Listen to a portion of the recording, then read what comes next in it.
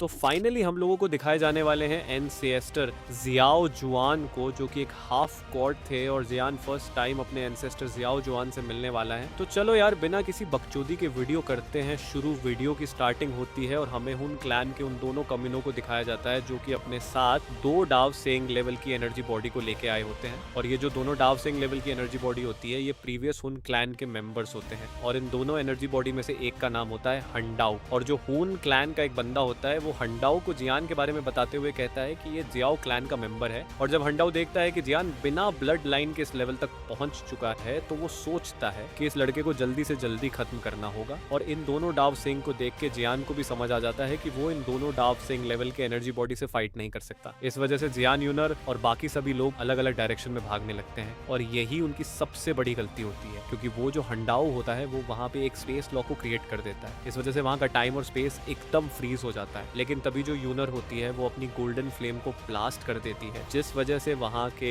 Space के सारे restriction टूट जाते हैं। और इस चीज का फायदा उठा के जियान भी अपनी हेवनली फ्लेम्स को एक्सप्लोर कर देता है, जिस वजह से वो पूरा स्पेस लॉक ही टूट जाता है। और भले ही इन दोनों ने स्पेस लॉक को तोड़ दिया हो लेकिन फिर भी एक डाव सेंग से फाइट नहीं कर सकते थे। तो इस वजह से ये लोग यहाँ से भागने की सोच रहे होते हैं। लेकिन तभी वो जो हंडाओ होता है वो एक खतरनाक फार्म अटैक इन लोगों की तरफ दे मारता है और इस फार्म अटैक को रोकने के लिए जियान यूज करता है अपनी ग्रेट हेवन क्रिएशन फार्म का, और यूनर का ग्रुप ही अपनी अपनी पावरफुल दाव स्किल्स का यूज करते हैं। लेकिन वो जो फ्राइटनिंग फार्म अटैक होता है वो इन सभी के अटैक को डिस्ट्रॉय कर देता है और फिर उसके बाद हंडाओ इन सब की जान लेने ही वाला होता है। लेकिन तभी वहाँ पे एंट्री होती है एंसेस्टर जियाओ जुआन की, और जैसे ही जियाओ जुआन वहाँ पे अपीयर होते हैं वो 2 कान के नीचे बजा देते हैं हुन क्लैन के उन दोनों डाव सेंग में। और भले ही ये जियाओ जुआन की रियल बॉडी ना हो लेकिन फिर भी ये रेप्टा इतना ज्यादा पावरफुल होता है कि वो दोनों डाव सेंग के कैरम बॉल की तरफ हट जाते हैं। और इस सीन को देख के हुन क्लैन के वो दोनों कमीनों वहाँ से 9-2-11 हो जाते हैं। और इन दोनों डाव सेंग को तबाह करने के बाद एंसेस्टर जियाओ जुआन देखते हैं जियान की तरफ, और एंसेस्टर जियाओ जुआन को देख के जियान के दिल की धड़कनें बढ़ जाती है और उसे ब्लड कनेक्शन फील हो रहा होता है। और जियान को देख के एंसेस्टर जियाओ जुआन के चेहरे पे हल्की सी स्माइल आती है और वो कहते हैं कि कोई तो है जो कि जियाओ क्लैन से यहाँ पे आया है, यानी इतने टाइम तक जो मैंने वेट किया है वो बेकार नहीं किया। और एंसेस्टर जियाओ जुआन के इन शब्दों को सुन के जियान अपने घुटनों पे आ जाता है और बहुत रिस्पेक्टफुल तरीके से ग्रीट करते हुए कहता है कि मैं जियान एंसेस्टर जियाओ जुआन को ग्रीट करता हूँ। और ये सुन के एंसेस्टर जियाओ जुआन मुस्कुराते हुए कहते हैं जियान काफी अच्छा नाम है। और फिर वो जियान को ऊपर उठाते हुए उसके कंधे को थपथपाते हैं और कहते हैं कि जैसे ही तुमने हेवनली टूम के अंदर एंटर किया था तो मैंने तुम्हें सेंस कर लिया था, और इस जर्नी के दौरान तुम्हारी परफॉर्मेंस काफी अच्छी रही है। ये सुन के जियान काफी ज्यादा खुश हो जाता है क्योंकि उसे अच्छे से पता होता है कि उसके ये एंसेस्टर जियाओ जुआन अपने टाइम पे बहुत ही ज्यादा टेरिफाइंग रहे होंगे और उनके मुंह से अपनी तारीफ सुनना ही सच में काफी डिफिकल्ट है। खैर इसके बाद एंसेस्टर जियाओ जुआन जियान को लेके अपनी टॉम के अंदर आ जाते हैं और जियाओ जुआन के टॉम के अंदर आने के बाद जियान को एक अलग ही दुनिया दिखाई देती है। और फिर एंसेस्टर जियाओ जुआन जियान को जियाओ क्लैन की हिस्ट्री के बारे में बताते हैं कि एंशिएंट टाइम में जियाओ क्लैन किस लेवल पे था, और जियान भी जियाओ जुआन को जियाओ क्लैन की करंट सिचुएशन के बारे में बताता है। और जियाओ क्लैन की करंट सिचुएशन के बारे में सुनकर एंसेस्टर जियाओ जुआन अपने आप को काफी ब्लेम करते हैं और फिर वो जियान को बताते हुए कहते हैं कि ब्लड लाइन को कंटिन्यू रखने के लिए क्लैन के अंदर एक डाउडी का जन्म होना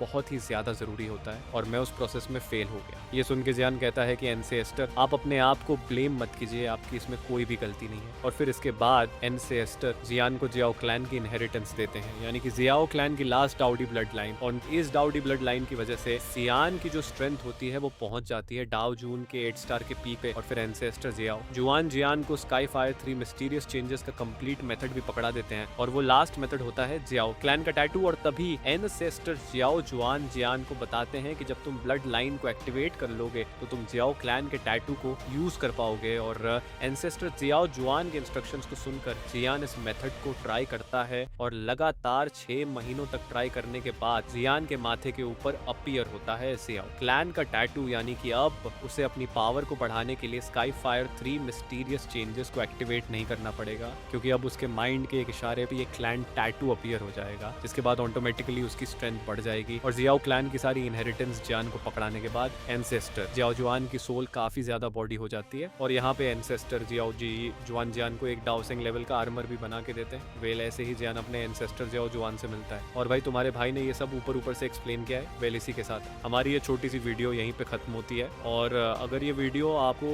थोड़ा सा भी अच्छा लगा हो तो वीडियो को लाइक कर देना, और अगर आप लोग चैनल पे नए हो तो चैनल को सब्सक्राइब करके उस बेल आइकॉन घंटे को भी ज़रूर से प्रेस कर देना। तो चलो यार, इस वीडियो को करते हैं यहीं पे एंड और मैं मिलता हूँ आपसे नेक्स्ट वीडियो में। तब तक के लिए हर हर महादेव।